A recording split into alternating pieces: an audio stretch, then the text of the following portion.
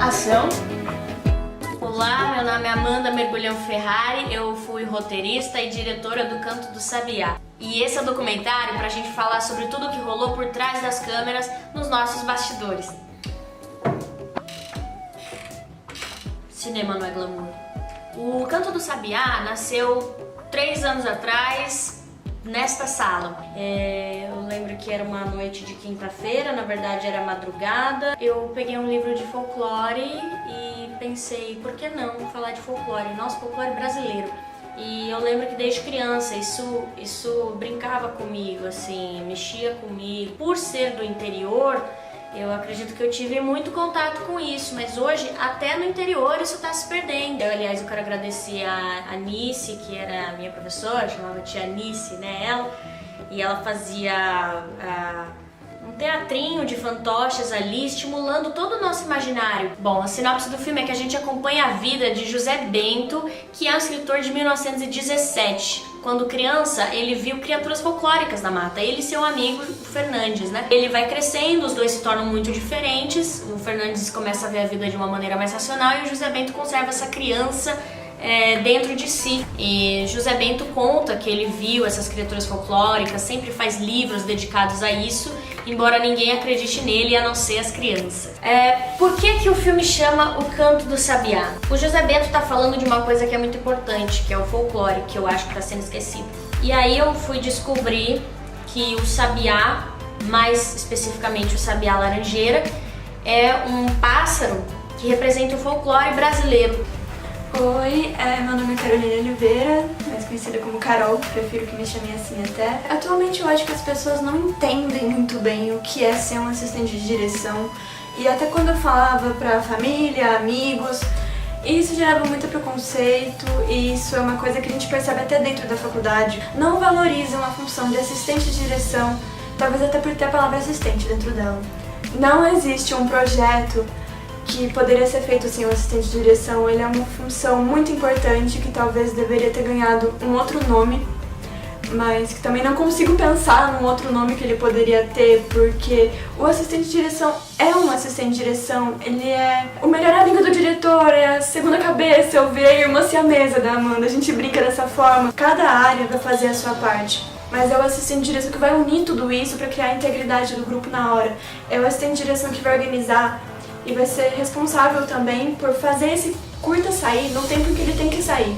Meu nome é Henrique Cael e eu fui diretor de foto junto com a Amanda Dionigi no Canto do Sabiá. Bom, então eu entrei na equipe do Canto do Sabiá, né, 2 meses antes das filmagens. O conceito de fotografia já estava elaborado, né, pela Amanda Dionigi, e quando eu entrei realmente foi para somar, esse era o meu intuito, né? Oi, eu sou a Ana. Eu fico muito enclausurada. Eu acho que é assim que a galera me vê, como aquela pessoa que fica assim. Eu ficava o tempo todo paranoica, olhando pra aquilo, pra ver se o som não estourava, pra ver se tava tudo direito, se não tava muito baixo, se tava muito alto. Olá, meu nome é Lucas Sabatini, eu sou ator e no Canto do Sabiá eu interpreto o Zé Bento. Meu nome é Duda Lansoni, sou atriz. A Margot do Canto do Sabiá foi um presente, assim, e ela é maravilhosa. Olá, meu nome é Alex Rigato, eu interpreto o personagem Fernandes no Canto do Sabiá. Eu sou o Arthur Asson, eu faço o Zé Bento, versão jovem. Eu sou o Luiz Oliver e eu faço o Fernandes, versão jovem. Oi, eu sou o Gustavo, eu tenho 17 anos, sou de Bitinga e sou ator e interpretei o Saci no Canto do Sabiá. Oi, meu nome é Sofia Lourenço e eu interpretei a personagem Maria. Oi, meu nome é João Victor, eu tenho 11 anos e interpretei o personagem Emílio. O Emílio é um menino muito tagarela e muito curioso. Chama Emílio justamente porque a gente queria fazer uma menção, uma espécie de homenagem para Emília, né? A bonequinha falante. E a gente queria inverter os papéis, a gente queria trocar, né? Para não dar tão na cara, né? Dessa influência, mas a gente queria meio que brincar com isso para fazer uma espécie de tipo assim, o Monteiro Lobato inventou a Emília inspirado em alguém que ele conhecia, em alguma criança. A gente quis imaginar isso, né? Isso nunca foi comprovado.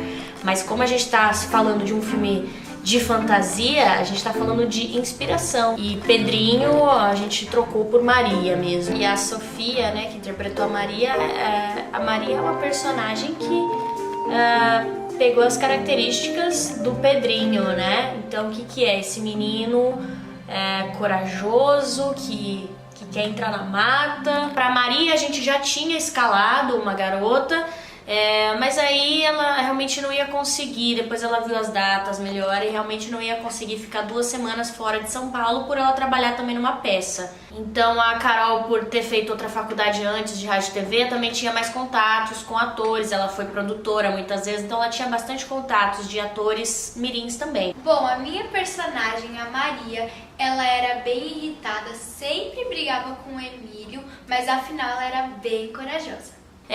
Mas não achamos o nosso Emílio, né? E via vídeo, as pessoas enviando os vídeos e então a gente definiu que seria o João Vitor Conte, né? E sua mãe também, como sua assessora, sempre muito paciente conosco. Tanto a irmã da Sofia quanto a mãe do João são ótimas pessoas também. E o João não para, né? Tem uma energia, aquele menino. A gente começou a jogar bola e começamos a conversar sobre atuar. E foi um moleque muito gente boa, gente. É muito gente boa mesmo. Eu nunca vi uma criança gostar tanto de músicas de partido político, gente. Cantava, se divertia cantando música de partido. Pra gente, vamos ensinar as músicas infantis pra vocês. O João Vitor não saía do chão, ele gostava de deitar no chão. Às vezes até tem algumas fotos que a Carol tirou em meio aos nossos ensaios, em que todo mundo tava de boa, sentadinho, e o João Vitor deitado no chão. E a gente tinha que falar, olha, ninguém machucou a criança não, ele não caiu também não, ele simplesmente gosta ali de ficar no chão. E eu lembro que o primeiro ensaio eu fiquei, nossa. Meu personagem, o Emílio, ele era muito engraçado e também ele era, vamos supor que ele era bravo. E o personagem dele, depois vocês vão entender também, ele de uma hora para outra desembesta a falar e não para mais. E a dinâmica entre os dois, entre Sofia e João Vitor, também funcionou. Quando tava fora de cena, eles tinham as diferenças deles ali, também discutiam um pouquinho, um implicava com o outro, um zoava o outro. Aqui nos ensaios também. A gente foi gravar uma cena que se passa em frente à árvore caída. E os dois, e no final eles tinham que correr, o João Vitor, Sofia e Lucas Sabatini, né? José Bento, Maria e Emílio tinham que sair correndo no final e as crianças estavam descalças, José Bento não. Mas ali tinha algumas pedrinhas e João Vitor machucou o pé. Mas ele correu até o Daro Porta e eu não sabia que ele tinha machucado o pé. E aí ele chorou um pouco ali, né? Mas aí eu fui abraçada com ele, ofereci uma água pra ele, eu fui levando ele assim até o meu carro, que tava parado ali. Liguei o ar-condicionado, deixei ele e Sofia ali dentro, tomou uma aguinha. E o engraçado foi que nessa dinâmica de irmão dos dois, o João Vitor perguntou assim pra Sofia: mas você não machucou seu pé também, né? Porque você tava descalça que nem eu. E ela falou, machuquei. Ele falou, mas por que você não tá chorando? Por que você não sentiu dor? Daí ela falou, eu senti dor, a diferença é que eu sou boa atriz. Meu Deus! É uma pureza e uma sinceridade que, né, nasce com a gente vai se policiando depois de um tempo. Isso é uma das coisas que o filme traz também. Bom, depois que o projeto foi aprovado, né, naquela apresentação que eu fiz no auditório todo, os professores e todo mundo votou e falou, beleza, seu projeto vai poder ser feito, aí só faltava uma coisa, um lugar pra eu gravar. Aí uma vez, eu lembro que com 9 anos, o Eduardo abriu as porteiras da Fazenda Voltinha pra minha turma ir lá visitar, e foi um passeio muito legal, me marcou bastante, mas isso eu era criança, e hoje eu já não me lembrava de mais nada, não sabia como estava lá, todo o esquema da Fazenda, a Fazenda em si.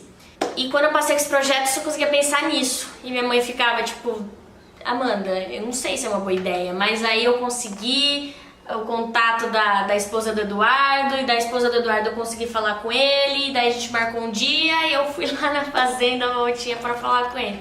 Sim, a Amanda tem ideias muito boas. A mãe, a Marli, ela disse que a Amanda já tinha essa ideia de fazer o Canto do Sabiá há muito tempo. E ela falava, filha, como é que você vai levar todo mundo pra Ibitinga?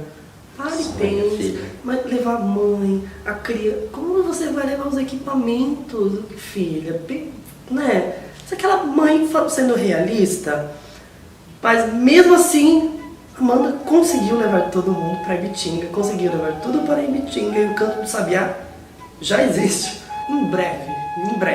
Olá, tudo bem? Eu sou Eduardo Rossi da Silva, proprietário da Fazenda Voltinha, onde tive o prazer e o privilégio de ser gravado o Canto do Sabiá.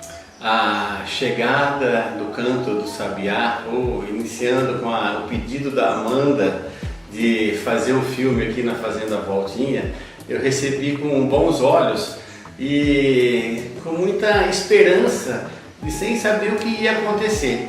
E fiquei muito surpreso como foi tomando vulto as coisas e foram se dedicando. Me surpreendi muito com a dedicação da Amanda, que fez esse filme aqui na Fazenda Voltinha, muito bacana, gostei demais. Fazer o Canto do Sabiá na Fazenda Voltinha, eu nem titubeei, nem vacilei. Eu não tinha ideia do que seria um filme. Eu não imaginava o trabalho, a complexidade que dava um filme. E com a evolução do filme, eu fiquei muito contente por ver a determinação das meninas que vieram aqui, do pessoal que veio. Cada hora chegava uma pessoa diferente, de um departamento, ou do som, ou da filmagem, ou da fotografia, ou da música, sempre estava pessoas novas dentro da fazenda. E a determinação delas, sol de 40 graus, andando com uma mochila nas costas, no meio do canavial, os carregadores aí, porque nada é perto, né? Então eu achei que foi muito bacana, se esforçaram demais, se dedicaram demais. E eu fiz o que eu pude também, mas eu acho que eu ainda deixei a desejar. Pelo que elas fizeram aí, eu fiz pouco.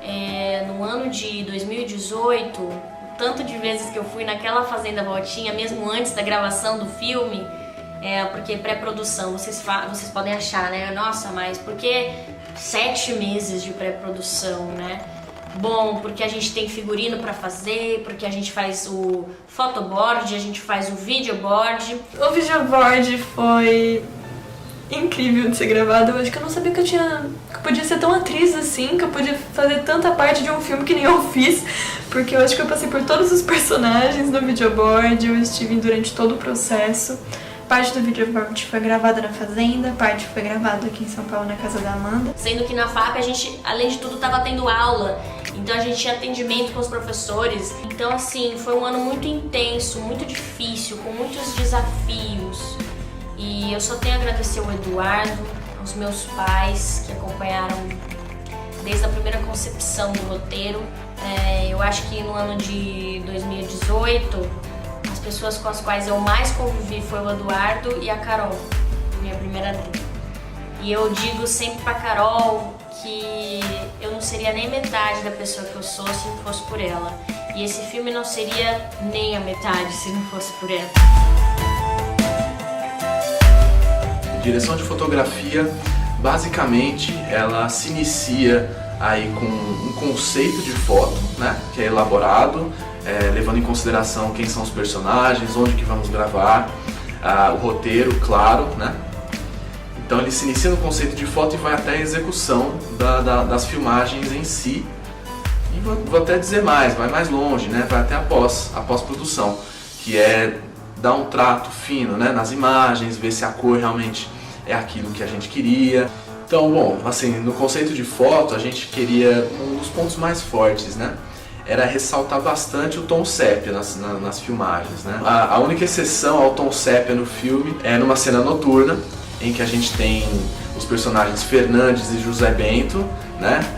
Acontece ali um conflito, a gente tem uma luz mais prateada, levemente azulada, que por si só, né, por essa cor, o azul está presente, já torna aquilo tudo mais dramático, certo? E por ser uma luz dura também, como eu mencionei, torna aquela ação ainda mais tensa.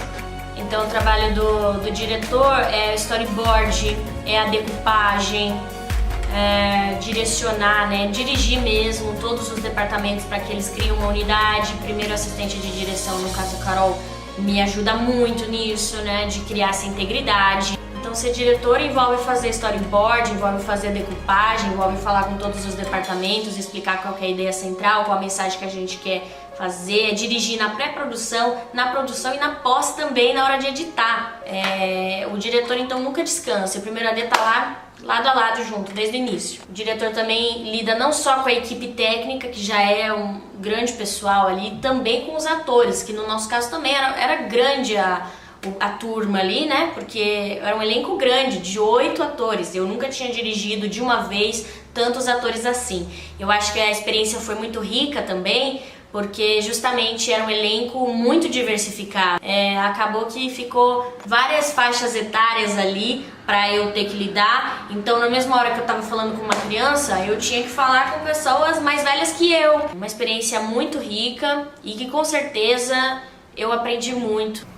O conceito de som, ele era muito baseado no som dos insetos, nas cenas em que existe mais essa coisa do folclore e do José Bento falando com as crianças sobre a vida dele.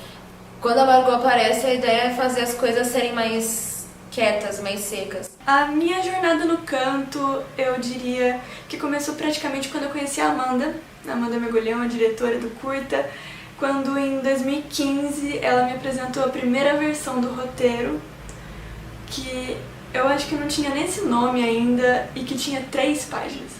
E era uma coisa mais etérea, era uma coisa mais poesia em si, não tanto narrativa. Então tinha assim Fernandes, o José Bento e o Saci. E tinha o diálogo entre o José Bento e o Fernandes, mas só. Depois era mata, só tinha o pessoal andando na mata, o José Bento encontrando o Saci e o resto era puro monólogo.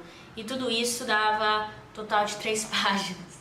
Mas o espírito do curta continua ali.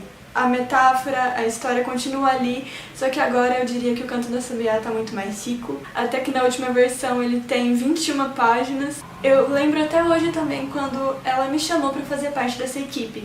Estava lá eu, em casa, em março. A Amanda virou pra mim e falou: você quer fazer som pra mim? Eu fiquei Foi a melhor notícia do meu dia, de eu ser a primeira assistente de direção junto com ela do Canto do Sabiá. Eu fiquei uau! Na hora eu não podia conter a euforia. Era um sonho se realizando. Tirando o calor, foi um set muito amorzinho. Pra mim foi muito amorzinho, porque eu tava lá 100% pra fazer dar certo. Pra mim serviu pra estreitar umas amizades que eu já tinha e pra conhecer melhor umas pessoas, tipo o Henrique. Eu não conhecia direito o Henrique, eu tinha uma visão meio estereotipada dele, porque ele anda de camisa polo e eu odeio camisa polo. Mas depois do set, se alguém vira e fala meia palavra contra o Henrique, eu tô predisposta a dar um murro na cara da pessoa.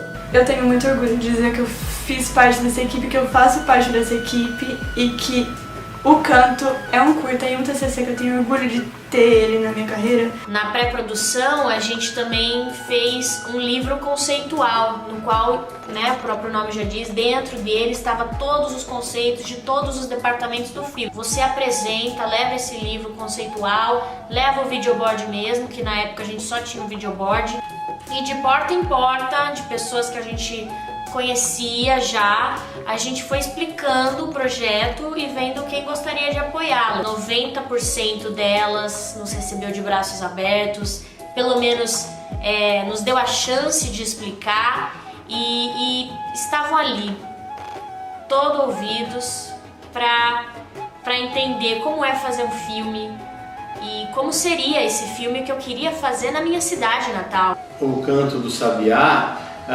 descobri muitas pessoas que se doam também para um bem comum, acreditar no projeto de um filme. Então eu fiquei contente quando acabou tendo vários patrocinadores, várias pessoas trabalhando nisso daí, tanto empresas como o poder público, a prefeitura municipal, se dedicando também a colaborar com isso.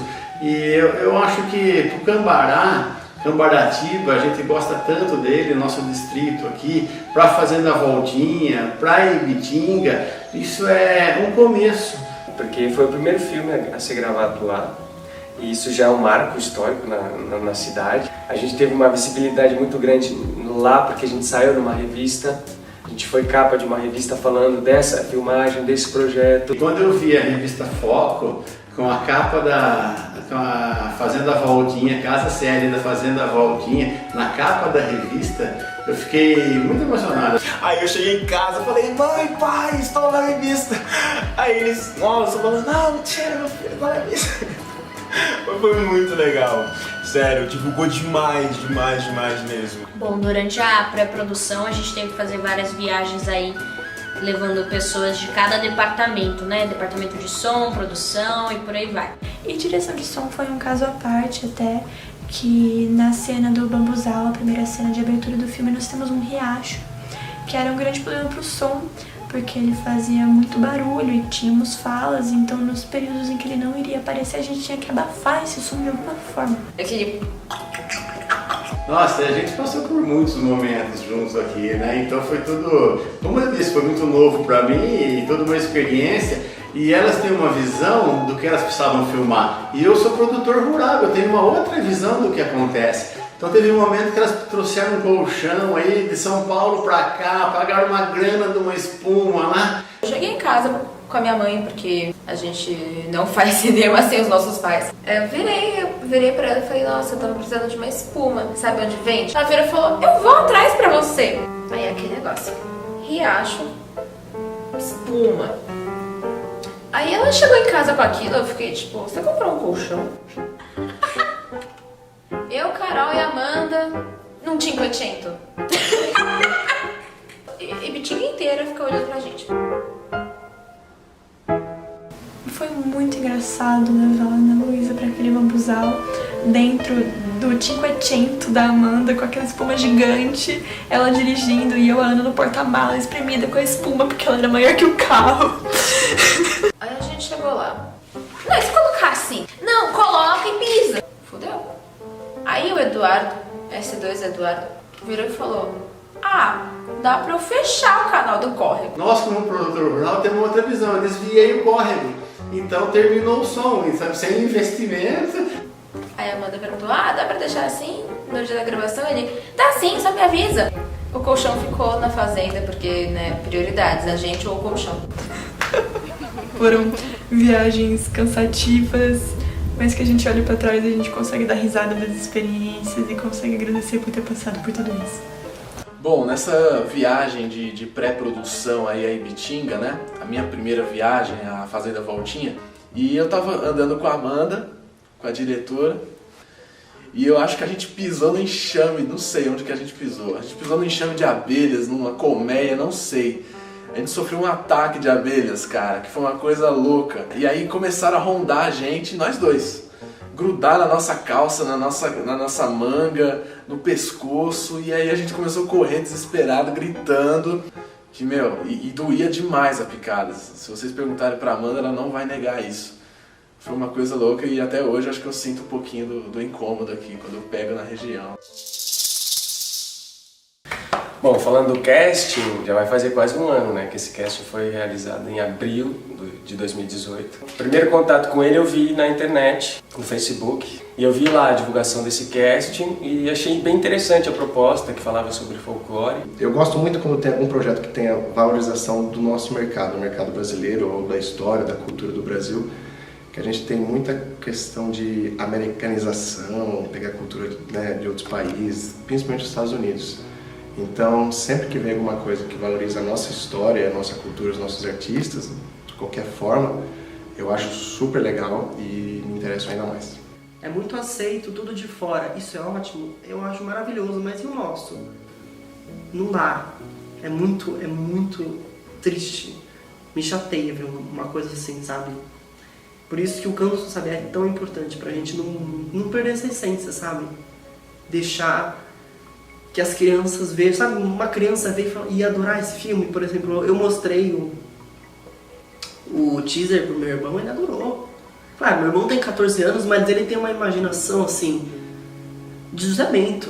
Então ele olhou o trailer e falou, nossa, cara, o Saci. Eu juro que eu não me lembro de ter visto um filme nesses últimos anos sobre o folclore brasileiro. Esse filme resgata isso no momento ideal. E aí eu vi que tinha 2 personagens que eu me encaixaria no perfil. E aí eu resolvi mandar meu material. E, bom, eu fiz o teste pro Fernandes, enfim, foi isso. Que depois eu soube que não era o personagem principal. José eu cheguei de viagem, acho que eu prefiro ficar um pouco aqui descansando. E você sendo escritor, eu entendo que você tem a criatividade um pouco mais fértil, digamos assim. E as suas histórias são boas, são realmente muito boas, com toda certeza são boas. Mas para os livros, né? Não para a vida real. Eu comecei a fazer o teste pro José Bento, fiz algumas vezes, e aí depois falou assim, gostamos bastante, queríamos ver você fazer um teste para um outro personagem. Aí veio o personagem do Fernandes para mim, também fiz o teste, gravei as cenas que pediram para mim, e aí eu mandei, e aí depois veio o convite para fazer o papel do Fernandes, que também... Os 2 papéis são super interessantes e o Fernandes tem toda a parte misteriosa. Eu recebi um e-mail dizendo que eu tinha sido aprovado, mas que não pro Fernandes, pro José Bento, se eu tinha interesse em fazer. E fiquei muito feliz de ter sido aprovado para esse personagem. Nós demoramos muito para encontrar o Saci ideal, nós tínhamos poucas opções. Quando nós finalmente conseguimos fechar um Saci, poucas semanas antes de gravar, acho que 2 ou 3 semanas, ele cancelou, ele não poderia ir mais. Então nós saímos às pressas para encontrar outro. E nós tivemos a sorte de encontrar um ator mirim da própria cidade de Bitinga. Ou seja, para ele nós não demos acomodação, demos apenas o transporte até a fazenda e a alimentação, até porque ele tinha poucas cenas para gravar também. O convite que eu tive para fazer o filme foi assim, eu estava de boa em casa, aí meu amigo mandou uma mensagem e falou assim, Gustavo, você tá ocupado em alguma coisa? Você tá fazendo algum projeto, alguma coisa? Eu falei, não. Aí ele falou assim, então, tem a minha amiga, ela está fazendo um filme, ela precisa de um ator negro. Eu falei, nossa, uma boa oportunidade pra mim. Aí ela veio pra cá, a gente se encontrou na Praça de João Abrão, a gente conversou, aí eu fui assim, ler um roteiro que eu vou participar, que eu vou ser o Saci, foi uma coisa inacreditável. Eu que sou de Bitinga, nunca fui na Voltinha, nunca mesmo. Aí sempre tive curiosidade de ir. Aí a primeira vez que eu fui foi pra atuar, então eu tive que ficar de uma perna só e pular. Não, o lugar que a gente tá aqui, mais ou menos, é tipo uns 2 metros pra cá, entendeu? Eu tive que pular mesmo com uma perna só. E pular e pular mesmo. E aparecer em frente da cabeça de José Bento. Bem perfeito, tinha que ser frente a frente, meu pé e a cabeça dele ali. Foi difícil fazer, mas a gente conseguiu, claro. E ele gostou tanto do ambiente que, além de atuar, ele acabou indo outros dias também, ajudando a gente por trás das câmeras, sendo até assistente de som e segurando o boom Gente, eu segurei o Bu, cara. Eu segurei o Bu. Gente, é um negócio enorme, é um cabo assim enorme que tem um negócio lá na frente. Aí você pega e fica, gente, meia hora aqui, velho. E dá uma dor no braço, você não tá entendendo. Segurar é aqui, mas tem gente que segura aqui, fica aqui. Levanta, entorta, tem direito, né? E aí foi. E deu bem certo. O Gustavo, né, nosso querido ibitinguense, ibitinguense que fala, nunca vi alguém tão assim cheio de energia, e ele veio me ajudar a lidar com as crianças também, que são muita energia. A minha história com a Amanda é assim. Eu acho que foi no primeiro semestre da faculdade, nós tínhamos uma amiga em comum. Nisso pegou troca de Facebook e tal, não sei o que lá. Eu peguei, entrei e vi que tinha 4 ou 5 amigos em comum. Eu falei, mas como 4 ou 5 amigos em comum? Tudo de Bitinga. Eu peguei, como? De onde você conhece? Como que é? Ah, eu sou de lá. Eu falei, não acredito. Aí depois, acho que há 1 ano e meio atrás, mais ou menos, aí nós gravamos O Despertador. Aí também outro presentaço, né? Maravilhoso, outro convite assim. Bom, já deu pra ver, né? Que a Amanda só me dá presentaços. Aí surgiu esse. E aí eu fiquei muito feliz porque ela me convidou para fazer a Margot. Ela me mandou o texto, né? A Margot é a sua cara, você vai fazer. Mas não é que eu sou brava não, tá? É você quem vai fazer, e eu fiquei muito feliz pela confiança dela. O que eu sei, ela estava procurando jovens, personagens em versões mais jovens, então teria que ser alguém mais de 18 anos e que tenha cara de mais novo. E depois de um tempo, a Amanda estava procurando outro ator. E aí eu lembrei do Luiz, eu indiquei outras pessoas, mas eu lembrei do Luiz, que eu acho que seria mais ideal pro personagem. Eu acho que eu fiquei sabendo no dia do ensaio que o Luiz que ia fazer o Fernandes. Aí eu fiquei, o Luiz conseguiu! Pois é, eu lembro que eu nem sabia disso no começo, que o Arthur que tinha me indicado. Eu lembro que eu entrei assim no meu Facebook e me chamaram pra fazer um casting. Tipo, eu nunca trabalhei com cinema na minha vida, essa foi a primeira experiência. Eu venho do teatro e sempre fiz teatro, mas eu nunca trabalhei com nenhum tipo de gravação. E foi isso. E eu lembro que quando eu vim fazer o teste aqui na casa da Amanda, eu lembro que eu tive mais ou menos uma semana, né, pra me preparar. Porém, o texto que a produção me mandou era o texto errado. Me mandaram um texto do Fernandes velho, eu faço o Fernandes jovem. Nossa. E aí eu fiquei decorando o texto do Fernandes que me mandaram, super tranquilo. Aí de repente eu recebo uma mensagem, então a gente mandou o texto errado, você vai ter que... mas a data do teste não mudou, você vai ter que continuar fazendo naquela data prevista. Não era um texto longo, não era difícil. O maior desafio pra mim naquela cena era ter que assobiar. Porque eu tenho um defeito de fábrica que eu não sei assobiar, de jeito nenhum. Aí eu lembro que eu falei, na cara dura, então, eu não sei assobiar, mas é isso que eu tenho que oferecer pra vocês. O meu personagem, né, o José Bento, ele tem uma história bem rica, assim, né? Isso é muito legal do roteiro também, porque foi construído toda uma gênese desse personagem. E esse trabalho é tão profissional por isso também, porque a diretora e toda a equipe desenvolveu uma história, uma linha de vida para ele. E isso, quando eu li, eu achei que estava muito bem escrito, muito bem desenvolvido, e que me ajudou depois a construir um personagem com aqueles detalhes, aquela sutileza. E na infância dele, ele tinha um grande amigo, que é o Fernandes, e foram criados no sítio, na fazenda, e gostavam de andar pela mata quando crianças, como toda criança naquela época gostava de fazer. E nessas andanças eles têm contato com criaturas mágicas, folclóricas, que os dois veem, mas ninguém acredita na história deles. E Fernandes passa a negar por imposição da família, o José Bento não, ele passa a enaltecer o que ele viu. Então, se vocês forem ver o Fernandes no filme, vocês vão ver que ele tem um ar de mistério, alguma coisa assim. Ele parece até às vezes um pouco mal, às vezes, né? Tá lá o José falando todo empolgado das histórias que ele vai contar e o Fernandes puxando ele para a realidade, né? Mas existe um motivo pelo qual o Fernandes tem toda essa preocupação. Ele era uma pessoa com muitas amarras emocionais, mas que teve um período muito feliz e de liberdade que seria na infância. Quando ele cresceu, ele acabou se tornando o contador do José Bento.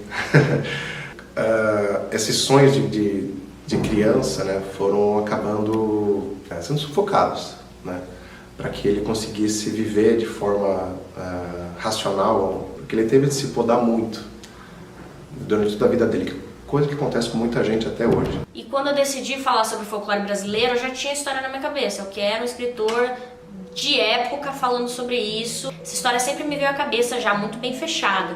Só que eu fui definir depois que eu queria, sim, que fosse uma alusão, que fosse inspirado em algum escritor brasileiro. E então eu fui pesquisar e, querendo ou não, o filme também falava sobre infância. Então nenhum escritor se encaixava melhor nesse perfil do que o Monteiro Lobato. Bom, tem algumas referências, né, no Canto do Sabiá para as obras e literatura do Monteiro Lobato, né? Então, Chave do Tamanho, País da Gramática, e a referência sutil ali a jabuticaba, que é um símbolo tão forte na obra do Monteiro Lobato, ela está presente ali na cena na cozinha, né? Que tá os 4 personagens ali mais principais, que é José Bento, as crianças e a Margot. A gente gravou em outubro, não era a época de jabuticaba. O que a gente fez? Fomos lá em junho, julho, né? Fazer os videoboards, fotoboard, tudo isso. E eu e minha mãe pegamos as jabuticabas, né? Levamos pra casa, congelamos, e na gravação do filme a gente levou as jabuticabas. E agora descongeladas pra a gente fingir lá na cena que as crianças estavam comendo jabuticabas. Na verdade, ninguém comeu. O Monteiro Lobato não foi base pra construção do José Bento. O José Bento veio antes e o Monteiro Lobato veio depois. Só que acabou que eu acho que agregou muito pra história colocar uma figura conhecida, inclusive mundialmente, né, na história. A gente se apropria de características, alguns fatos históricos, mas não é uma reprodução exata e nem uma homenagem para ele. A gente entende a importância dele para a nossa história, para a nossa literatura. Ele cria a primeira editora brasileira. Antes os livros só vinham da Europa, da França, de Portugal. E então ele traz a indústria do livro para cá. Então, e ele representa a criação da literatura infantil. Ele cria esse tipo de literatura. Então ele tem uma importância muito grande para a nossa história e para a nossa literatura em si. Mas a gente conversou também sobre alguns fatos polêmicos da vida dele, né, que já foram levantadas por alguns estudiosos, e a gente já viu alguns estudos sobre isso. E a gente conversou que a gente não queria entrar nesse mérito, mesmo que a gente não tem embasamento, pelo menos eu me coloco nesse lugar, não tenho embasamento teórico para falar sobre isso, pois não conheço a totalidade da obra dele, nem a profundidade de como era essa relação naquela época, mas entendo que aquela época tinha sua moral. E que hoje a gente vive numa época completamente diferente, ainda bem, que a gente questiona muitas coisas que não eram questionadas antigamente. Então, e acho importante falar sobre isso sim, sobre combate ao racismo. A gente não fala no filme, mas a gente discutiu sobre isso na criação desse filme. Então, ainda bem que hoje a gente abomina qualquer tipo de discriminação racial, seja ela qual for. Mas a gente usa, sim, alguns fatos, como eu disse, para a criação do personagem e na criação lúdica dessa história. Monteiro Lobato foi muito importante, sim, mas tem seus poréns, como todo ser humano. Né? E que bom que a gente tem que criticar e tem que dialogar, tem que estudar sobre isso e rever, porque a moral ela muda conforme os tempos, né? Conforme a história. Cada tempo tem sua moral. A nossa moral hoje, imagino eu, é bem melhor e bem mais crítica do que antigamente. Uma coisa bem legal desse processo e dessa equipe é que a diretora sempre estava muito presente. Mas mesmo assim, apesar das referências, ela deixou claro que a gente podia criar e depois a gente ia acertar em conjunto, ver o que encaixaria ou não encaixaria. E pensando que se passa lá em 1917, 1920, fui buscar referências, buscar fotos, buscar ler sobre o Monteiro Lobato. Então tem uma biblioteca infantil chamada Biblioteca Monteiro Lobato. E eu fui lá conversar, fui lá conhecer alguns livros, peguei alguns... Descobri que ele era um grande ensaísta também, escrevia artigos, Monteiro Lobato. E para além disso, ele foi um grande pioneiro na exploração de petróleo aqui no Brasil. Isso para mim foi uma grande novidade, porque eu não fazia ideia disso. Achei um áudio dele no YouTube para ouvir a voz verdadeira do Monteiro Lobato, para poder me aproximar dessa criação, desse modo de falar. E aí trouxe para os ensaios. Lucas queria ter trazido um sotaque, o sotaque que de fato o Monteiro Lobato tinha, porém eu achei melhor não, porque o Monteiro Lobato ele realmente falava de uma maneira muito peculiar, mas como as pessoas não conhecem, geralmente acho que ninguém procura entrevista, elas poderiam achar que a gente está fazendo um filme muito teatral e o sotaque poderia ser interpretado pelas pessoas de maneira muito forçada. E não era isso que a gente queria, a gente estava buscando isso. A gente queria uma coisa sutil, poética, né, e natural. E também tinha a ideia de usar óculos, inclusive no teste eu até pedi o óculos da diretora, mas também a diretora achou que não ia ficar legal. Apesar do filme se passar naquela época, a gente está falando para um público dessa época. E aí a gente achou um jeito de falar que comunicasse melhor, que atingisse melhor o nosso público. Normalmente é tão corrido durante um processo de um trabalho desse que a gente acaba não ensaiando, assim, ensaia pouco. E esse processo não, a gente teve tempo para ensaiar, foram marcados ensaios. Para você ver, a gente fiz o teste em abril de 2018. A gente foi gravar em outubro de 2018. O meu personagem, ele começa o filme e ele encerra o filme. Mas não que encerra, mas sim que quase no finalzinho ele aparece. É uma responsabilidade, sabe? E meu personagem fica muito... ele aparece, tipo... Nossa, sim, ele aparece. Então... foi muito top. A Margot do Canto do Sabiá é uma mulher já na terceira idade, né? Na época, as pessoas envelheciam muito mais cedo, né? E assim, uma pessoa que acabou não conhecendo o amor, dedicou a vida toda para aquela família. José Bento para ela é o filho, o marido que ela não teve, as crianças são os filhos, netos que ela nunca terá. Ela é muito intensa, apesar dela ser muito racional, eu acho que ela é muito intensa, eu acho que ela dentro dela, ela tem um furacão, sabe assim, um vulcão de todas as emoções que eu acho que ela teve que podar, que ela teve que engolir. E o universo dela é aquela casa, aquela fazenda, aquela família. Ela tinha acho que só 2 cenas. A Amanda acabou dando mais cenas para ela. Aí a gente conversou muito também sobre a infância dela, a juventude dela, tudo isso. E aí eu fui conhecendo a Margot. Como ela é uma personagem muito complexa, não é assim, de primeira que você percebe toda a sutileza que ela tem por trás daquela cara feia. E pra mim, a Margot nasceu de uma junção de mulheres da minha vida, ou seja, minha mãe e a Ana, e a minha terceira avó, e eu juntei a personalidade dela com a da minha mãe, e depois a Doda trouxe a mãe dela também. Eu me inspirei muito na minha mãe, porque minha mãe sempre foi uma pessoa muito autoritária e altiva. E a Margot lembrou muito, realmente, a minha mãe. Quanto mais a pessoa é sensível, ela pode, muitas vezes, se esconder atrás de uma carcaça, de uma muralha.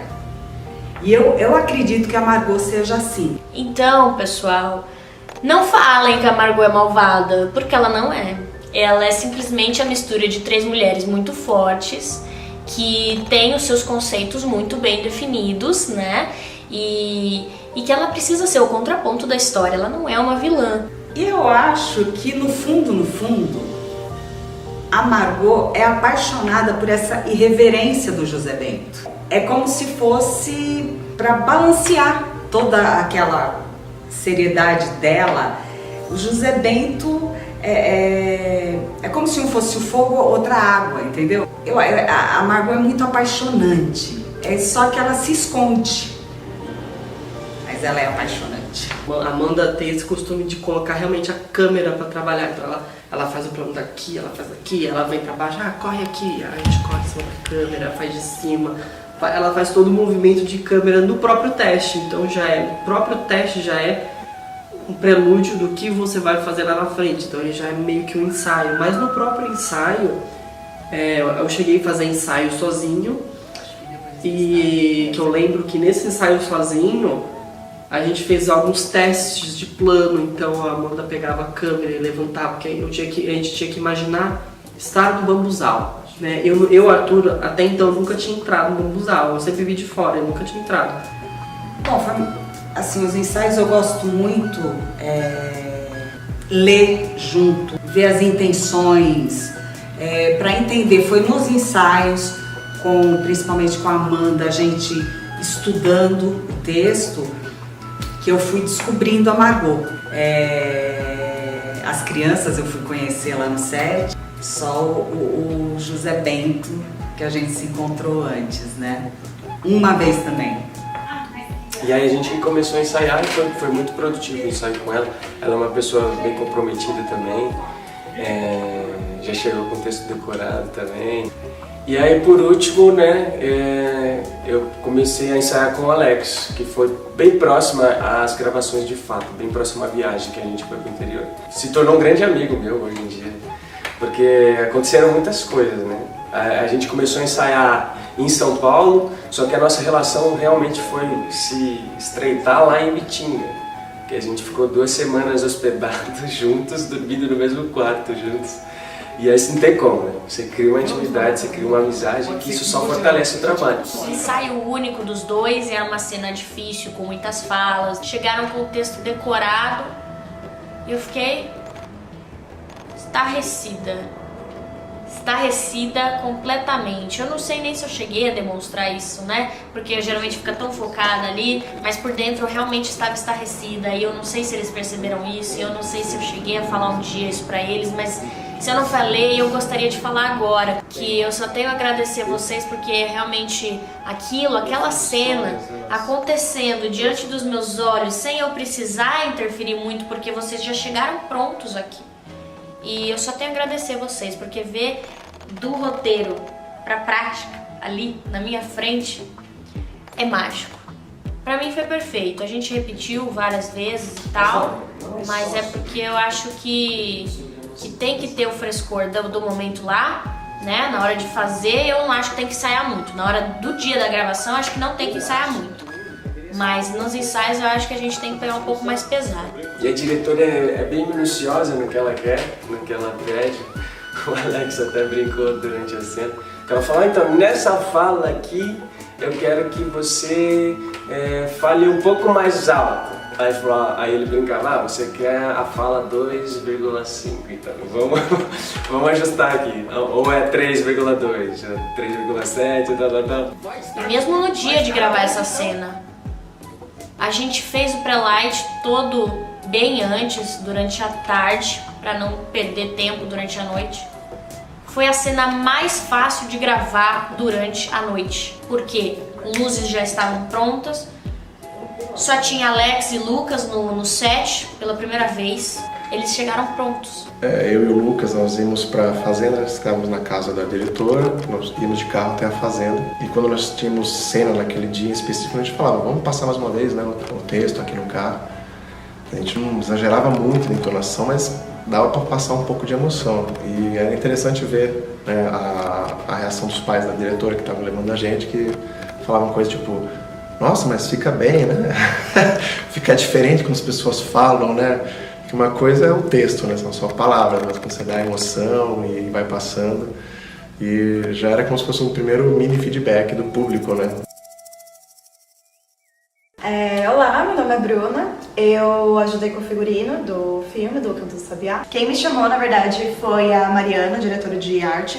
Ela entrou em contato comigo depois de uma professora minha ter me indicado. E aí que começou, né? Ela me trouxe todo o material, me apresentou qual era a proposta.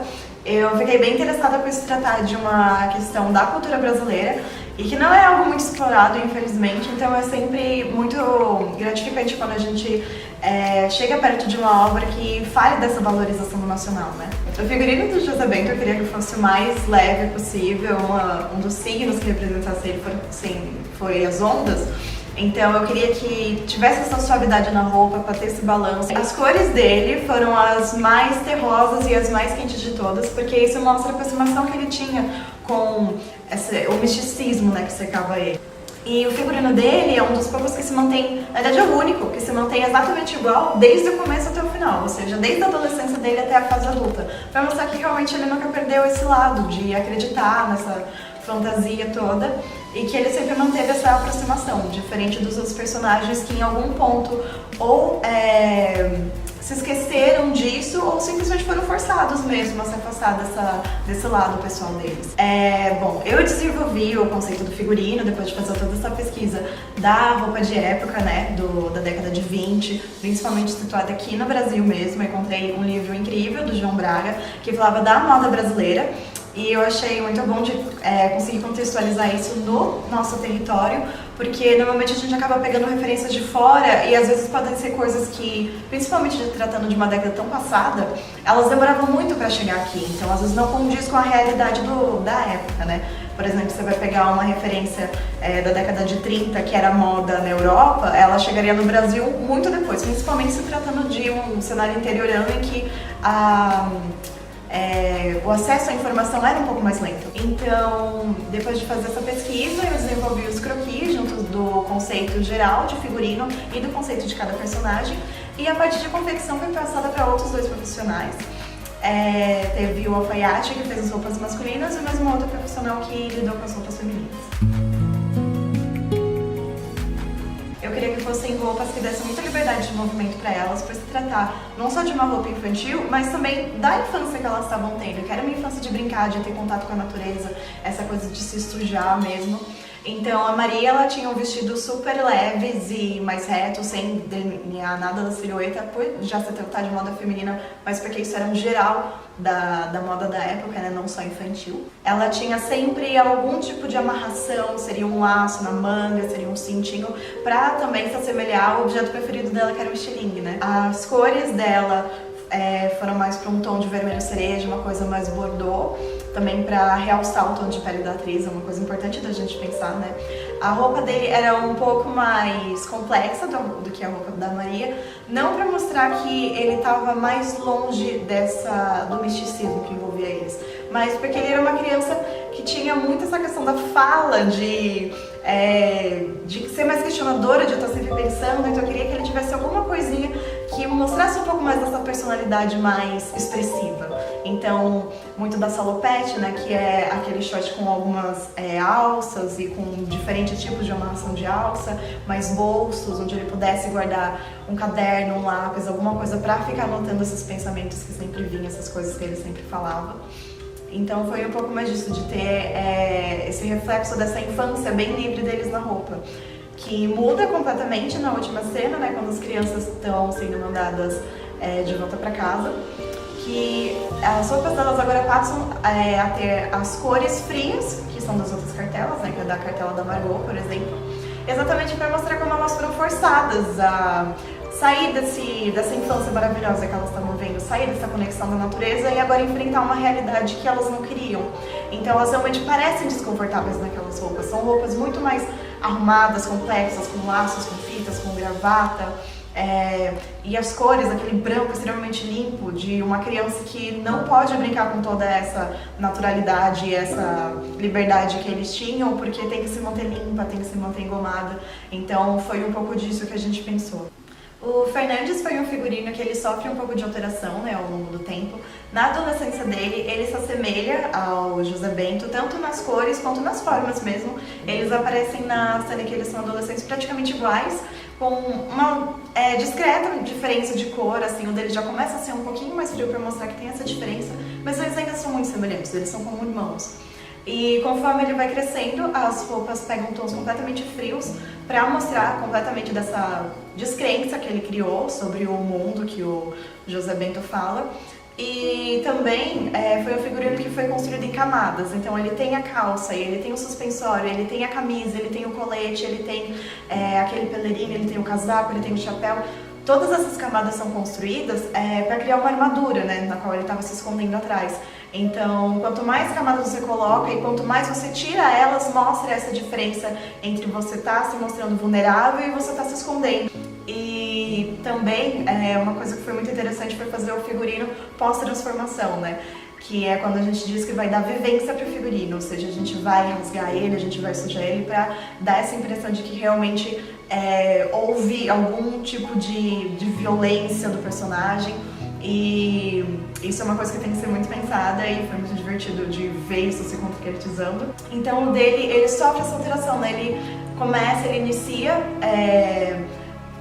parecido com o José Bento e depois ele vai se afastando dele, mas no final, ao ele rasgar ou ele tirar todas essas camadas, ele se mostra vulnerável de novo, então ele mostra uma reaproximação com o amigo. E aí foi engraçado, teve uma das cenas lá que tinha que rasgar uma roupa, e aí depois ia fazer um outro plano de detalhe, aí ele falou, você quer rasgar a minha, velha? Ficou com essa nova. Bom, meu avô veio para São Paulo para tirar a medida de todos. Meu avô sempre foi alfaiate, né? Essa é a segunda vez que ele tá sendo figurinista dos meus filmes, né? Porque ele já tinha atuado no Despertador. E agora um novo desafio, porque o filme é muito maior, tinha muitos atores, ele ajudou a gente, correu contra o tempo também, conseguiu dar conta de tudo. Ele foi lá super atencioso, eu vim aqui super cedinho no sábado. E eu não passei por esse processo de tirar as medidas com o avô da Amanda, né? Mas eu lembro que quando a gente foi gravar, quando a gente foi experimentar os figurinos, aconteceu alguma coisa que as nossas roupas estavam meio trocadas, né? Tipo, assim, não tava cabendo, né? Tinha uma coisa estranha no negócio. A minha calça estava extremamente apertada. E a minha tava muito larga. Então, aí eu falei, ué. Aí depois a gente descobriu que não era, realmente estavam trocadas as calças. Confundiram os jovens. Na verdade, todos os figurinos foram feitos, a não ser os da Margot, né? Os da Margot tiveram que vir de brechós aqui de São Paulo. Uma tarde peguei ela, fui lá, escolhi as roupas. A camisola também, que eu achei maravilhoso. Eu só ficava falando pra Amanda, mas vai ter a touquinha, né? A touquinha eu queria, a touquinha eu peguei, aí teve. E essa touca quem fez foi a minha tia Magali, que eu só tenho a agradecer também, e que deu o ar cômico que a Doda queria, porque queria que eu colocasse na Margot, veio justamente nessa cena aí que se passa de noite, no qual a Margot está de camisola e ela tem essa touca na cabeça. Essa nossa profissão me lembra como brincar de casinha, só que com todos os apetrechos, e você pode, é gostoso, é muito, muito bom. E agora você vai falando, você vai lembrando, muito, muito, que delícia. Calma, peraí. Eu estou aqui fazendo um filme e vou vestir o primeiro figurino da minha vida. Eu coloquei a roupa e coloquei o capuz. Eu olhei no espelho e falei, eu sou um ator. Veio um ar de, nossa, eu conquistei o que eu queria. E quando você consegue conquistar uma coisa que você demora anos pra conseguir, é vitorioso. Quando eu coloquei aquele figurino, eu falei, finalmente eu sou ator. Marcamos o teste de maquiagem e cabelo, só que eu já tinha mais ou menos. E aí eu peguei e falei pra Amanda, falei, gente, a gente vai envelhecer ela, né? Aí o cabelo foi feito de um jeito que eu não gostei muito. Aquele cabelo trazia uma maldade que ela não tinha. Aí fez um outro que foi o que a gente usou, que aí sim eu vi a seriedade dela, mas sem maldade. E aí eu assim, né, torcendo, escolhe outro, é esse daqui que eu quero, é esse que eu quero. Aí por fim elas escolheram, que é o que vocês vão ver. A construção física da Margot foi o que eu tinha imaginado. Apesar de eu ficar quieta, né, não opinar, mas a Amanda escolheu, fez assim, era do jeito que estava na minha cabeça. A gente, nesses trabalhos que a gente fez, a gente tem a gente pensa meio que parecido. Eu até tentei, eu queria trazer um tom de humor, alguma coisa assim, mas mas a Amanda não deixou. Ela não tem, tem esse peso. Eu tentava às vezes afinar a voz, não. Ela tem que ser dura, porque a vida não deu pra ela leveza, não deu pra ela comicidade alguma. E aí fica muito mais chocante, marcante a cena da despedida. Aí não teve jeito não, aí não teve negociação.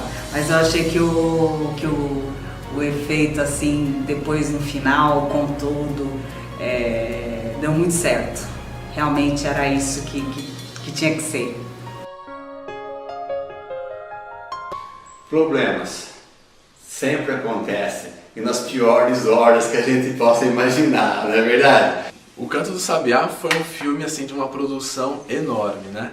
Como a gente gravou curta pela FAAP, a FAAP disponibiliza pra gente os equipamentos e 12 dias de gravação. Bom, a gente tinha que ter alguns cuidados ali na Fazenda Voltinha em prol do nosso próprio bem, né? Um deles era um toque de recolher ali dentro da casa, né? De realmente, passou das 6 horas da tarde, fecha tudo, vamos lacrar essa casa aqui pelo bem de todo mundo. Porque os bichos, os insetos, eles entram assim como uma manada. Eu fico muito contente assim porque a gente conseguiu ter o nosso lema dentro do set, algo que gerou muita união ali, né? Que foi o famoso equipe de foto. E também teve o equipe de som. A equipe de foto ali a gente se juntou, era tanto tempo trabalhando junto ali, montando luz, tudo, que a gente tinha que ter esse grito de guerra, né? Bom, a Ana, né, diretora de som, também teve vários perrengues lá, e junto com a gente também, vários perrengues, várias situações complicadas, e a gente decidiu juntar as forças, sabe? E fazer como se fosse uma só equipe de FON, né? Equipe de FON. Então a gente fez esse outro brado de guerra aí durante os dias de set. O Henrique e a Amandinha me ajudaram muito. E tudo rolou muito bem. Eu tenho certeza que esses gritos de guerra favoreceram muito aí a união da equipe toda. Brado retumbante em prol do Canto Sabiá. Assim, houve imprevistos que a gente jamais poderia contar, né? Nem nos piores pesadelos a gente poderia imaginar algumas coisas assim. Primeiramente, por volta da 3ª ou 4ª diária, a câmera que nós estávamos usando pifou. A gente nunca passou por uma coisa dessas, né? Nem nos semestres anteriores, né? Especialmente no semestre anterior, que a gente usou a mesma câmera. Mas também logo mantemos a calma, ligamos para o mesmo professor aqui em São Paulo. Ele também foi pego de surpresa, nunca tinha visto isso com essa câmera. Sem câmera, simplesmente ninguém tem o que fazer ali, né? Então foi um sentimento assim de tempo gasto à toa, de maquiagem, de iluminação, né? E todos os atores foram dispensados, isso foi muito frustrante. As crianças também, que já estavam no ritmo da filmagem ali, depois que todos foram embora, né? Todos os atores, a gente da equipe se reuniu e pensamos, bom, vamos fazer como o professor deu a dica. Vamos deixar um ventilador ligado aqui em cima dessa câmera durante a noite toda, vamos dormir, vamos relaxar. E no dia seguinte, de manhãzinha, eu lembro que eu fui o primeiro a acordar. E aí eu, enfim, tava no quarto ali com a equipe, eu acordei sozinho, levantei ali de leve assim para não acordar ninguém. Fui tomar uma água, enquanto isso eu ia orando assim na minha cabeça, né? Tem que funcionar isso aqui. Liguei e ela não respondeu. Liguei mais uma vez, troquei a bateria e ela não respondia. Aí nisso uma galera foi acordando aos poucos. Eu insisti um pouco ali, fui trocando bateria, ligando de novo. Acho que na 8ª, 9ª, 10ª vez que eu fiz isso, aí a câmera decidiu ligar. Ela funcionou parte da manhã e da tarde, em que nesse momento a gente já tinha alterado muito a ordem do dia, com medo dela não ligar novamente, ou de ter mais problemas, e adiantamos muitas cenas. E a primeira cena era, nesse dia, né? A primeira cena era na mata, né? Pertinho da Mata dos Macacos, ali na Fazenda Voltinha, perto de uma árvore linda que estava caída ali na estrada. Só que foi muito tenso, primeiro por conta da noite anterior, todo mundo, né, com aquele estresse ali acumulado da câmera. Então, além de todo o calor dos mosquitos que estavam grudando na gente, picando tudo, enfim, tinha uma lente ali que a gente não estava usando no momento, que estava numa bolsa ao lado, né, fechada, tudo. E de repente um dos macacos que estava nas árvores ao redor fez xixi na bolsa. Foi até um alívio cômico para a tensão que estava ali. E, inclusive estava uma dificuldade porque as crianças não estavam conseguindo decorar as falas com facilidade, né? A gente não sabe se isso tem a ver com a noite anterior, né? Mas estava muito difícil de gravar as cenas, né? Em poucos takes, né? Na metade do segundo dia a câmera pifou novamente. Aí assim, tensão, um questionamento meu, vamos ter filme após isso tudo? O professor aqui em São Paulo nunca tinha visto uma coisa dessas, a gente também nunca tinha passado por isso. Então quando a câmera voltou a dar esse problema, né, e todo mundo viu ali no momento que ela desligou, foi muito, mas muito angustiante. A 4h30 de São Paulo, com uma câmera só para filmar e sem norte, sabe? Os atores ali, todos preparados, com um dia para ir embora, com o nosso planejamento também. E a decisão realmente foi, bom, bora para São Paulo, levar essa câmera e trocar na faculdade. Nisso, a gente perdeu um dia inteiro de gravação. Então nós que já tínhamos 10 dias em vez de 12, passamos a ter 9 para gravar 21 cenas em 21 páginas e 120 planos. Chegamos muito tarde, no dia seguinte a gente teve que acordar muito cedo para estar na faculdade antes do primeiro horário de aula, né? Levar a câmera e fazer a negociação lá para ver como é que ia ser, né? Não rolou da gente pegar uma câmera igual a que a gente estava usando, a gente pegou uma outra câmera um pouco menor, né? E a gente teve que aprender a usar aquela câmera ali em algumas horas. Então a gente gastou uma manhã inteira aprendendo como que ia ser essa câmera. Vamos embora para Ibitinga para voltar às gravações a todo vapor, né? Chegamos mais ou menos 7 da noite ali na Fazenda Voltinha e, foi uma chegada um pouco assim heróica, né? Já tinha uma gravação para fazer ali, porque a gente não podia perder tempo nenhum. Quem tava no carro, né? Eu, a outra diretora de foto e a assistente de produção, a gente jantou muito rápido, né? Pra ir gravar logo. Câmera, ação e de repente a gente deu rec na câmera com a lente que a gente tinha e a gente viu uma vinheta enorme assim ao redor da imagem, né, no visor da câmera. Então eram umas bordas pretas assim em torno da imagem. A imagem ficou oval basicamente, não ficou retangular, né, como o normal. Isso não estava previsto, né? A gente fez os testes em São Paulo com o professor, tudo. O que aconteceu, né? E era rir para não chorar, sabe? A gente decidiu ligar para contatos aqui em São Paulo que de repente já tinham trabalhado com aquela câmera. Então ligamos desde professores até colegas de colegas, né? Após um certo tempo, ali mais ou menos 1 hora tentando resolver esse problema. Conseguimos, né, resolver, entre aspas, eu digo, entender aquilo que estava acontecendo e conviver com aquilo, né? A gente viu que realmente as lentes que a gente tinha não eram totalmente compatíveis com aquela câmera. Esse foi o problema. E era isso que a gente não estava esperando, né? Nem o nosso professor estava esperando. Então a gente bolou estratégia ali de como conviver com isso. Vamos voltar à nossa dinâmica anterior, vamos gravar um pouco mais rápido, até porque perdemos uma diária, então perdemos tempo. Começou uma tempestade em Ibitinga que eu acho que até hoje não teve uma igual. E a gente estava prestes a gravar uma cena importantíssima. Acaba a força. A eletricidade caiu, não tinha previsão de volta. Acaba a energia no distrito de Cambaratiba. Então foi mais um episódio muito complicado na história desse filme. Se você contar o dia inteiro sem energia e mais uma noite, né? Nós já tínhamos 8 dias pra gravar O Canto do Sabiá. Nós fizemos essa mágica. Eu acho que fazer cinema você derrama muito suor, muitas lágrimas, muito sangue. Bom, essa cena que a gente acabou não conseguindo fazer de noite, né, por conta do vendaval, a gente teve que dar um jeito de fazer uma cena noturna durante o dia. Isso a gente chama de noite americana. Tudo isso para não perder tempo. Realmente não tinha mais um minuto para se perder ali naquele set, depois de tudo que aconteceu, né?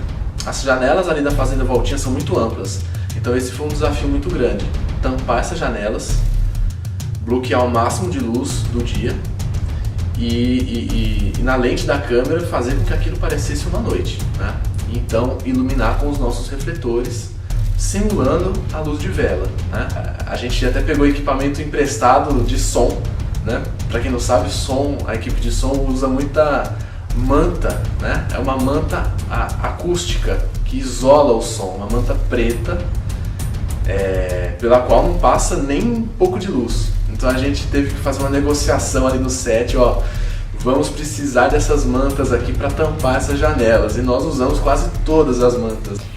E em meio a tudo isso, nós recebemos a notícia ainda de que um dos nossos atores tinha recebido uma proposta inegável de uma publicidade e ele teria que voltar para São Paulo. Foi muito difícil receber essa notícia, nós ficamos torcendo pela resposta que ele iria receber, porque ele não tinha confirmação disso ainda, mas ele esperava que a gente gravasse o resto do canto, que nós tínhamos 5 dias em 3. Sendo que uma das cenas que ainda faltava era uma das cenas mais difíceis, que envolviam andaimes e que demorariam uma tarde inteira para ser montados e só a noite poderia ser gravada. Foi muito preocupante. Foi muito preocupante a gente ter que ponderar, gravar tudo que faltava do canto em 3 dias em vez de 4 ou 5.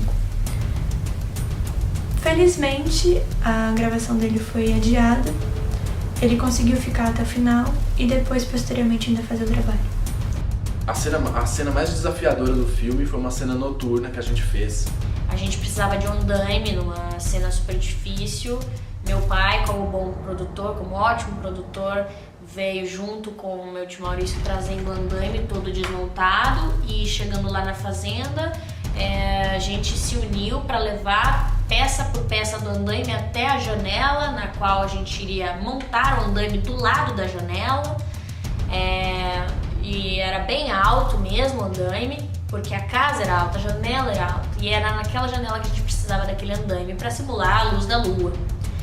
Nós contamos com a ajuda de 2 profissionais da área que somaram muito no filme. Eram 2 ajudantes, né? O Parceiro, um apelido carinhoso, e o Ney, que era o ajudante dele. O Parceiro tem anos de experiência aí com televisão, com cinema. O Ney também ajuda ele há muito tempo. Realmente trouxeram muita experiência para aquele momento tenso, né? Colocar refletores enormes em cima de um andaime não é a coisa mais tranquila do mundo, né? E foi um dia muito especial para mim. Além da complexidade da cena, eu pude aprender muito com os 2. A gente jantou junto ali depois de ter feito os preparativos da cena, que demoraram a tarde inteira, aquele peso todo, né? Fazer com que rolasse tudo aquilo que a gente tinha planejado meses antes. Só tenho gratidão mesmo por toda essa força que eles deram pra gente e, enfim, essa cena aí promete. Uma experiência interessante do Canto do Sabiá, posso dizer que com certeza foram as externas, pois nós, de São Paulo, vivendo no meio da selva de pedra, digamos assim, fomos parar em Ibitinga, no meio de uma fazenda. E tem umas onça parda que passa por aqui de vez em quando. E uma manhã eu cheguei na fazenda e as meninas estavam lá no mato, 6 horas da manhã, elas já estavam lá postas para filmar. E elas tinham visto esse rastro e me mostraram, mas com a esperança de que eu falasse que era um cachorro. E não era um cachorro. Tem meio que um cavocado, assim, me pareceu. Era uma coisa meio arranhado, assim, e meio forte, sabe? De início a gente não sabia o que era aquilo.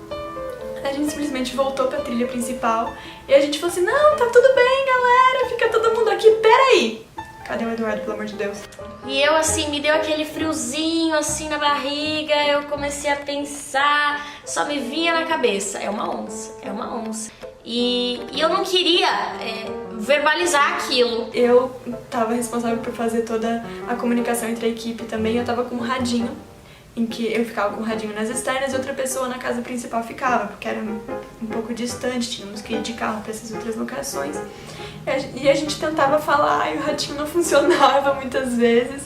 E nós demos a sorte do Eduardo passar pela gente, a gente falar, Eduardo, vem aqui.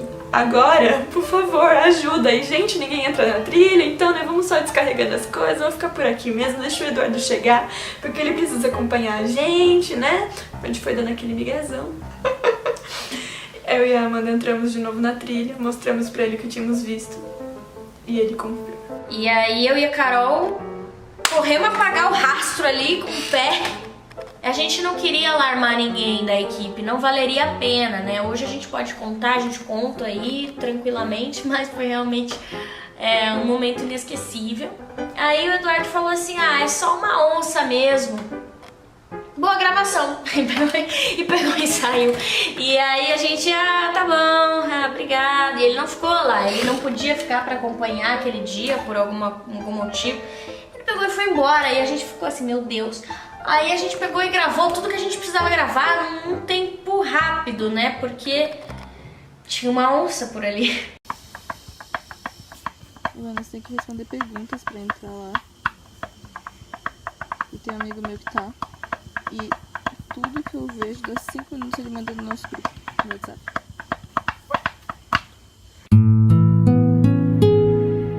O cinema é muito complexo e exige uma dedicação total, né? E pra mim foi muito mais fácil do que pra Amanda, porque controlar essa turma aí, uns querem trabalhar, outros não querem, um quer chegar no horário, outros não chega, então é bem mais complicado. Pra mim dar uma ajeitada na fazenda, dar uma arrumada aqui, é bem mais tranquilo. E em questão de ver o cinema, é totalmente diferente do que eu achei que fosse o cinema, é muito complexo. A cena tem que estar todas as pecinhas, esse despertador tá aqui, essa carrocinha tem que estar aqui, tá no lugar, essa toalha, a minha posição que eu vou ficar. É muito detalhe, é muito complicado, é muito complexo, demora muito para filmar. É muito trabalho, tem que ter dedicação, foco, trabalho, conhecimento. Senão não faz não. E a gente só vai realmente entender o que vai, o produto final quando a gente for ver na tela, que tem todas as camadas de edição, de música.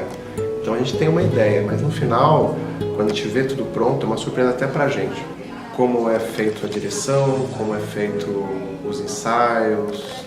Eu vou ter, lógico, uma memória de muito carinho desse projeto todo, porque foi mais um dos projetos em que eu tive a liberdade como ator em poder dar opiniões, em trazer algo pro projeto, e não só siga isso, eu quero assim, eu quero assado. Muitas pessoas que não é desse ramo imaginam que é uma coisa muito difícil, né?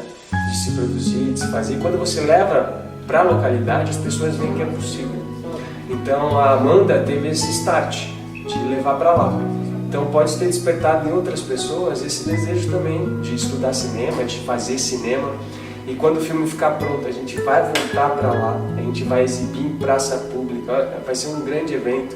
Então as pessoas vão poder ver sobre a região lá. Então eu acho que a gente inaugurou um cinema lá que a gente espera que dê bons frutos e faça outras pessoas também se encantarem com o cinema e apoiarem cinema, patrocinarem cinema. Bom, após tanto sofrimento, né, tantos problemas aí ao longo dos dias de filmagem, a gente terminou assim realmente com um sentimento de missão cumprida, de que ultrapassamos tudo aquilo, demos um jeito para tudo, para todos aqueles BOs. Durante as filmagens a gente sempre teve muito profissionalismo, mas alegria por estar ali e fazendo o que a gente mais gosta, né? Foi muito divertido. Na hora das refeições, a gente junto, quando vinha um sorvetinho, muito gostoso. Tempo bom aquele. E para coroar tudo isso, no último dia a gente teve uma baita de uma comemoração, uma celebração mesmo, aproveitando o aniversário da Amanda, né?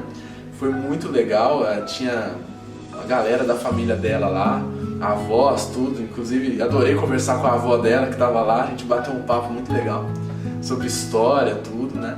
E foi um momento realmente de muito relaxamento, de muita celebração mesmo por a gente estar ali, a gente ter sobrevivido a tudo aquilo. Batemos bola com as crianças lá, demos risada demais, lembramos dos momentos tensos, mas agora dando risada, né? Bom, eu queria deixar um agradecimento especial aqui a uma pessoa que não pode passar despercebida por esse filme, uma pessoa que ajudou muito a gente na limpeza, na comida, no carinho, no abraço na hora que precisava, apertar a bochecha, né, dar uma peteleca no ouvido também. E peteleco no ouvido não dá, é na orelha, né? Dando peteleco na orelha também pra falar pra gente resolver logo as coisas, né? Essa pessoa foi a Ana. Ou Aninha, como a gente costuma chamar. Eu dividi o quarto com a Ana e é uma figura que a gente tem muito a agradecer. Trabalha há muitos anos ali com a família da Amanda, né? Dormiu, dividiu o quarto com a Amanda, era uma festa só as duas lá. E assim, a Ana realmente foi fundamental pro sucesso do filme. E é a pessoa que ficou lá responsável por cuidar da gente, assim. Principalmente da Amanda, né, que ela criou a Amanda desde criança, que é a diretora. Sempre fazendo café pra gente, falando pra gente comer, querendo se demonstrar prestativa, querendo ajudar em tudo que fosse. Não demonstrava cansaço quase nunca, não sei como, ela estava lá sempre de pé, a qualquer momento querendo ajudar a gente. Como é que foi pra você esses 12 dias aqui no reality show da Fazenda? Ai, foi maravilhoso, Amanda. Você acha que você ficou até o final do reality show por quê? Porque você sempre foi você mesma dentro da casa? Sim. A gente desenvolveu uma amizade, eu acho que ela desenvolveu uma amizade com todo mundo, assim. A gente se fala até hoje, ela me manda mensagem no Facebook, no WhatsApp. E eu queria só agradecer por você ser essa pessoa tão carinhosa e tão amorosa que você foi durante essas 2 semanas aí com a gente. Beijo. Então fica aqui o meu agradecimento à Ana. Não sei por que ela não foi a atriz principal do filme, tá? Mas enfim, fica aqui o meu agradecimento pra ela e todo o meu carinho. Não poderia existir filme sem o Eduardo. Foi realmente um paizão. Muita gratidão por toda a paciência, por todo o carinho, todo o cuidado com a gente. As dicas que ele nos dava, tudo que ele nos ensinou ali sobre meio ambiente, sobre história. E ver o tamanho da bondade e do agradecimento e o quanto a gente devia ao proprietário da fazenda, o Eduardo, que estava cedendo todo aquele ambiente pra gente gratuitamente, deixando a gente ficar lá com 12 pessoas por 12 dias em uma casa que há anos ninguém mais morava, uma casa que é um museu cheio de coisas específicas e valiosas que não poderiam ser conseguidas novamente por ser uma casa muito antiga. Então foi uma grande surpresa, assim, com certeza foi muito mais do que eu esperava e sou muito grata ao Eduardo. Na verdade, o principal ali é fazer com que as pessoas que visitem percebam como é importante preservar a natureza, como é importante valorizar tudo isso que a gente tem aqui no Brasil.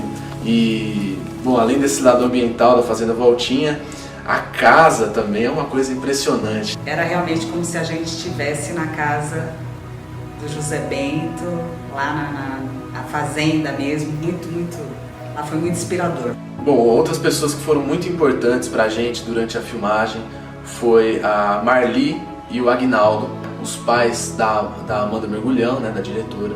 Eles me acompanharam durante todo o processo do canto. Foram muito importantes porque, bom, todos os dias era uma rotina, né? Então desde o café da manhã até o horário da janta. Né? No almoço ali a Marli sempre trazia tudo quentinho ali no carro dela. No jantar era a vez do Aguinaldo trazer toda a comida. Passou toda a expertise dele e auxiliou muito aí em toda a organização do filme. Mesmo antes de eu entrar, lá no início do projeto, até o final, as contas finais do filme, né? Ele ajudou bastante nisso e deu uma segurança pra gente de que toda a grana envolvida estava segura, estava em boas mãos e estava sendo gasta no filme, né? Estava sendo gasta para o bem do filme da maneira mais correta possível. Então fica aqui o meu agradecimento aos dois que foram guerreiros aí junto conosco. Eu sei que quando eu compro uma briga, a minha família compra junto comigo. E eu acredito e minha família acredita junto comigo. Eu acho que todo mundo tem que assistir o Canto do Sabiá. Eu gostaria de deixar aqui o meu convite para todos vocês que estão assistindo esse documentário. Para vocês que gostam de uma aventura misturada com folclore, eu convido vocês a assistirem o Canto do Sabiá, uma produção profissional feita com um grande elenco. Um filme feito com todo carinho, com todo o amor para vocês. Levem os familiares, levem seus filhos, seus pais. Então eu queria aqui deixar o meu convite a todo mundo de Bitinga, de Cambaratiba, todo mundo aí da região, para que assistam, prestigiem o nosso filme É um filme que fala de amor, de paixão pelo que se acredita. Que fala um pouco da nossa história, baseado em fatos históricos também, num lugar mágico, a Fazenda da Voltinha. E que eu tenho certeza que vocês vão gostar. Sempre assim, um mundo assim à parte, sabe?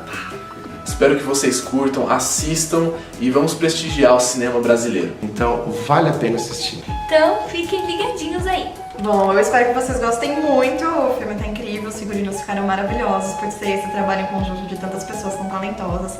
Eu espero que vocês apreciem muito, prestem atenção nesses detalhes que são sempre muito importantes pra gente. E o quão importante isso é de ter alguma coisa atual falando sobre a nossa cultura. Eu acho que esse filme toca a gente num ponto que raramente a gente vê no cinema. Então eu acho que ele é um filme para ser assistido esse ano. Te vejo lá. Vem assistir o Canto do Sabiá. Então não perca. Venha assistir porque tá muito legal. E vem pra cá.